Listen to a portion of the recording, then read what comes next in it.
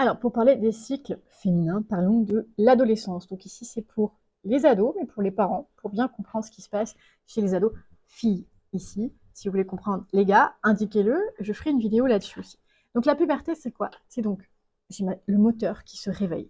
Nous avons un moteur physiologique qui se résume à ce qu'on appelle l'énergie eau, rein, vessie, surrénale, l'énergie bois, foie, vésicule biliaire, et l'énergie feu, cœur et hormones. Ça va? Et on a un moteur à nous, notre élan de vie. Et à l'adolescence, notre élan de vie est là, c'est la construction de l'identité. On apprend à fonctionner, on va chercher les limites, on va chercher qui on est, à qui on appartient, ce qui est à nous, ce qui n'est pas à nous, et ça se manifeste dans le corps. Donc c'est la combinaison de ces deux éléments. Ici, je ne parlerai pas du moteur individuel, puisque c'est individuel à chacun, mais bien du moteur en général.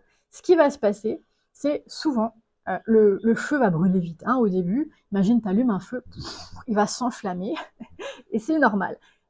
Chez certaines personnes, il va peut-être moins s'enflammer. Quand un feu brûle vite, on va avoir beaucoup de sang et on va avoir, pouf, une sortie d'acné.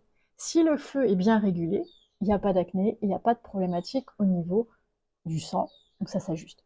Une perturbation au début est normale, un moteur qui se met en route, mais quand ça perdure, par exemple, moi j'ai eu de l'acné pendant très longtemps, c'est bien signe d'un déséquilibre. Et souvent, c'est quand, par exemple chez moi, j'ai un feu qui est bas, il est censé être bas. À l'adolescence, il s'est embrasé.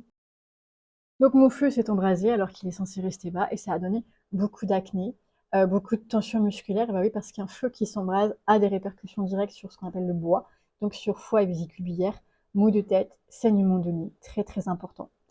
Euh, Qu'est-ce qu'on a d'autre ensuite? L'itinéraire, qui suis-je? Donc il y a une question d'identité, c'est ce qu'on appelle l'éther. C'est plus subtil, mais c'est une quête intérieure de justement de se trouver.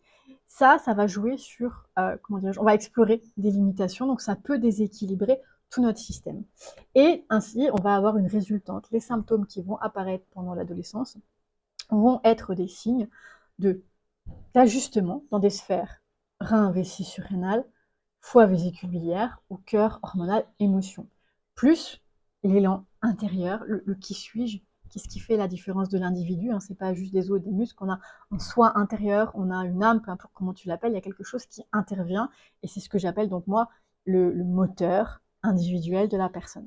Okay, donc, cette période-là, on apprend à fonctionner. Si, par exemple, moi, j'avais été accompagnée par des connaissances comme ça, j'aurais pu faire de tout petits mouvements, comme je te partage ici, qui m'auraient évité beaucoup d'acné, qui m'auraient évité des maux de tête, et j'en passe, et surtout une grande timidité. Voilà. Si tu es curieux, si tu as aimé, n'hésite pas à liker, partager, t'abonner, et demander des informations sur d'autres sujets.